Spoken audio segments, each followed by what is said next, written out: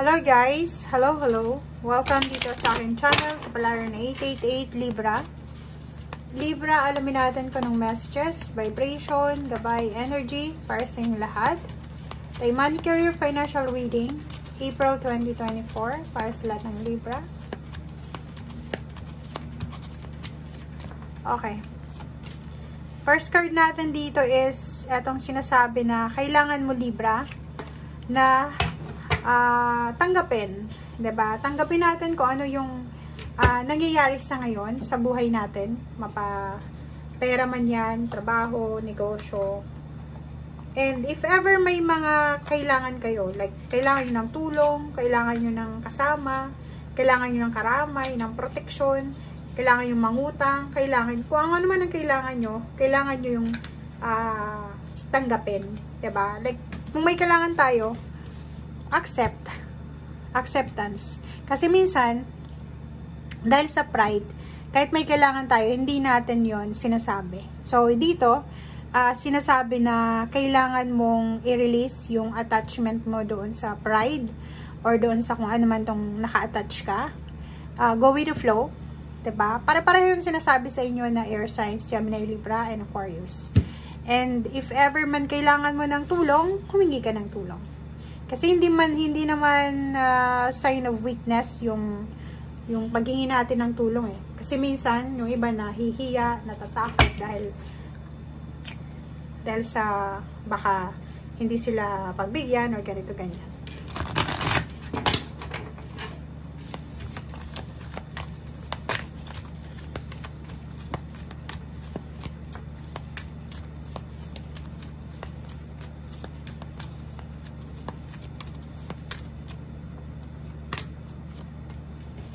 Okay, career and clarity.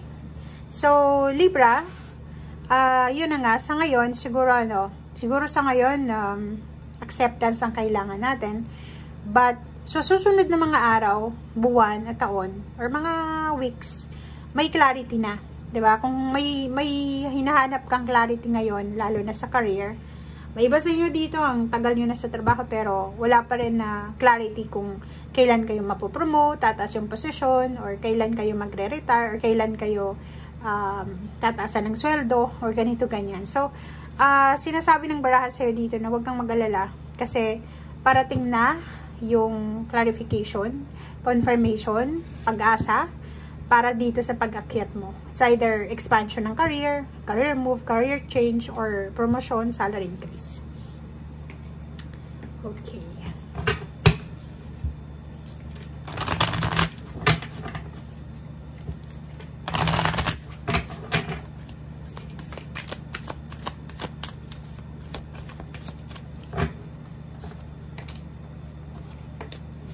Okay. So, yun.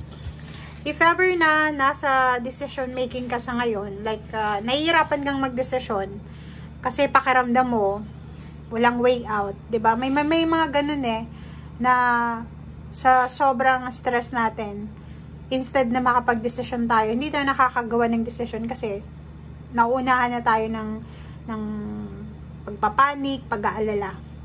So dito sa barahang to, sinasabi na if ngayong Abril may kailangan kang choices or may kailangan kang pagdesisyonan, huwag ka na lang magdesisyon if nahihirapan ka, if nandun ka sa crossroad na parang feeling mo, kung pupunta ako dito sa left, hindi pa rin maganda yung mangyayari. Sa right ka din.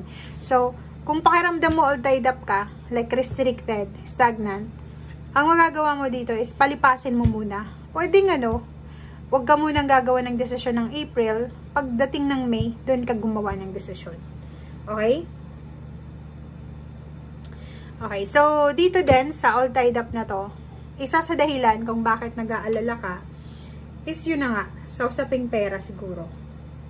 Natatakot ka, nag-aalala ka, kasi hindi mo alam eh.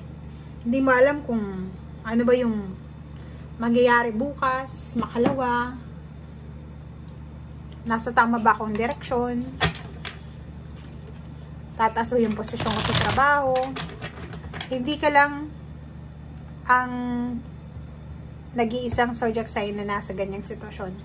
Panoorin mo yung lahat ng air signs, Gemini, Libra, and Aquarius. Ganun, pareho yung sinasabi ng barasa niyo. Mag-slow down daw kayo. 'Di ba? Kailangan mo ng focus eh. Mag-focus ka. If gusto mong makuha yung fruits of your labor, mag-focus ka sa ngayon. 'Di ba? Focus ka lang sa solusyon. Huwag kang magfo-focus sa kung ano yung pinagdadaanan mo sa ngayon. Kasi may parating eh. Maraming balita ang pwedeng dumating na may connection sa pera. Pwedeng may mag-o-offer sa'yo ng pera, may mag-o-offer ng trabaho, pautangin ka, or kano pa man. Sa ngayon, isa sa pwedeng mo daw na maging way para makapag-relax ka is yung spending time alone, spending time with the nature, or pwedeng yung wag mo na lang pansinin kung ano yung mga temptation sa paligid mo, i-abandon mo yung situation. Okay, ang dami-daming balita dito guys, ang daming balita. Ingat-ingat ka din kasi minsan yung mga balita niyan is mga fake yan. So, if may mga mag-o-offer sa'yo ng trabaho, make sure na kilala mo siya, or wag kang magbibitiw ng pera or ano pa man.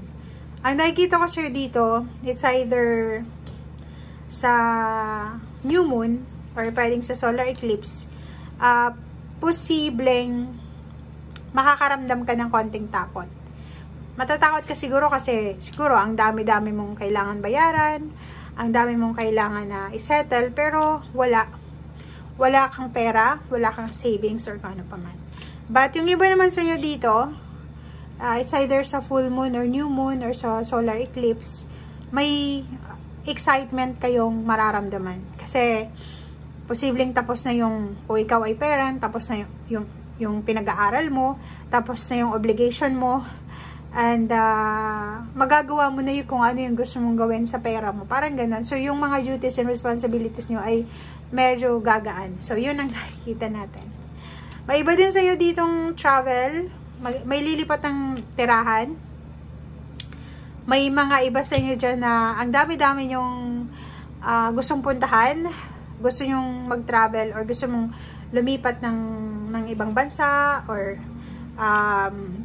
gusto mong magpatayo ng bahay, gusto mong mag-abroad kasi gusto mong matupad yung pangarap mong house and lot, parang ganon.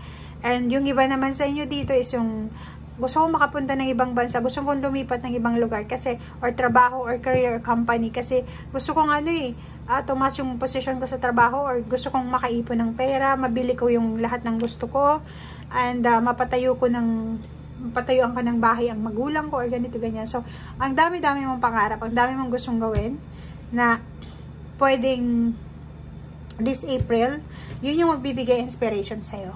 Okay? So, thank you guys, and see you again. Bye!